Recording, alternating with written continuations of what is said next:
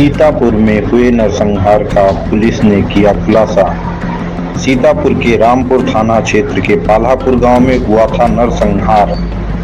सीतापुर में बालापुर गांव में हुई नरसंहार मृतकों का भाई ही निकला कातिल।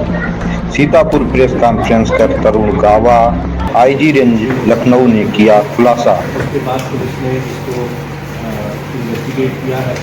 विभिन्न पहलुओं को अपनी जांच में सम्मिलित करते हुए साक्ष्य एकत्रित किए हैं और जो तथ्य साक्ष्यों के आधार के सामने आए हैं उससे मृतक के भाई द्वारा ही ये घटना कारित करना स्पष्ट हुआ।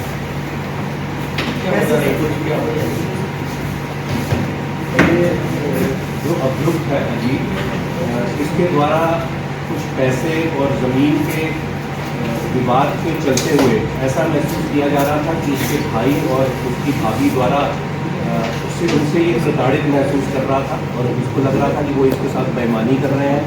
एक 24 लाख का केसीसी लोन भी था जो उन लोगों ने पहले इससे बात की थी, वादा किया था कि वो उसको मिलके चुकाएंगे, जो कि इनके पिताजी के जीवित रहते हुए समय का लोन था, परंतु इनके द्वारा उससे इनकार कर दिया गया। घटना की रात्रि में भी ये एक इमीडिएट रीज़न रहा जिससे शुभ होकर इसने इस घटना को अंजाम दिया। कैसे सर सिलसिलेवार अगर बात करें, एक आदमी 6 लोगों की जान लेता है तो कैसे वो करता है, घटनाक्रम क्या रहा? देखिए, घटनाक्रम जैसे मैंने बताया कि जब हत्या के केस की विवेचना शुरू हो गई, जब ये स्पष्ट हो गया कि 6 के 6 लोगों की हत्या की गई है, उसके बाद जो ये अपने आप को चश्मदीद गवाह बता रहा था उससे भी गहनता से पूछताछ की गई। CDR एनालिसिस किए गए, टावर डंप एनालिसिस किए गए, जो अन्य रिश्तेदार थे, पड़ोसी थे, गांव के लोग थे, उनसे भी बातचीत की गई, छानबीन की गई। जो प्रदर्श घटनास्थल पर बरामद हुए, जो कुछ दस्तावेज भी बाद में विवेचना में प्राप्त किए गए, उनसे ये स्पष्ट हुआ कि अभियुक्त अजीत द्वारा स्वयं ही इस घटना को कारित किया गया है।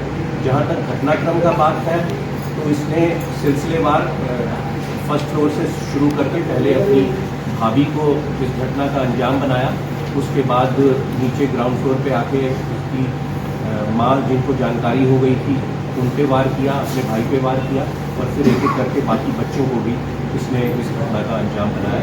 जो विस्तृत इसके बयान हैं उनकी हमने सत्यापन अन्य जो साक्ष्य हैं उनके आधार पे करा लिए हैं और तदनुसार हम आगे सर को मारने के लिए पहले से प्लान रखना एक दिन बना लिया था या फिर कोई साक्ष्य न बचे इसलिए मार दिया सकते हैं?